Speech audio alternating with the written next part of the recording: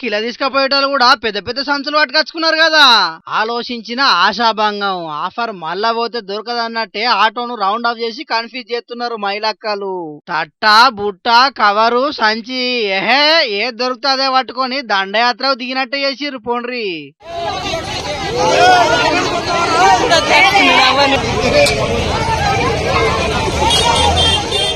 శశి ఏం మనసులో ఏమో పోర్రి. ఫ్రీగా వస్తుందంటే ఫినాయిల్ సుతం తాగేటట్టే ఉన్నారు కదా ఈ జనాలు. ఒక్కొక్కరు మళ్ళా కవర్లు నింపుకపోతున్నారు. మరి పబ్లిక్ అంతా ఆటో మీద దండయాత్రకు ఎందుకు దిగిర్రంటే సీజన్ లా 20-30 రూపాయలు ఒక్కో పారి 100 రూపాయల మీదనే కూడా వాళ్ళకి కూరల రారాజు టమాటా ధరలు అగ్వకు పడిపోయినాయట.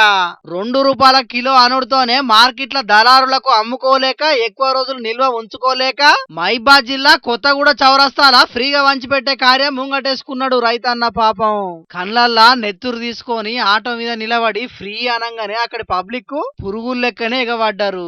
దొరికిన కాడికి పట్టుకొని పోయిండ్రు. అరే పాపం గిట్లెందుకు అమ్ముకుంటున్నాడు రైతన్న? టమాటాలు తెంపిన కూలి పైసలన్నా పడతాయా? కనీసం ఆటో కిరాయి పైసలన్నా గిట్టుబాటు అయితే అని చూసేది లేదు. ఫ్రీగా అత్తున్నాయని ఎగబడ్డారు. రైతే రాజు దేశానికి ఎన్నముక రైతన్నాన్ని ఊదరగొట్టే సర్కార్లు ఎప్పటికీ రైతన్నాన్ని పట్టించుకోవు. వాళ్లకు సాయం చెయ్యాలని ఇసువంతా కూడా ఉండదు గాని సర్కార్లను కూర్చుండబెట్టే జనాలన్న ఆలోచన చేయొద్దా? ఫ్రీగా వంచినందుకు వాళ్ళేమన్నా కార్పొరేట్ టైకూన్లా అనేది చూసుకోవద్దా? ఇట్లనే రైతన్నలందరూ లాసుల పడి వ్యవసాయం విడిచిపెడితే పబ్లిక్ తెలిసి వస్తుండొచ్చు.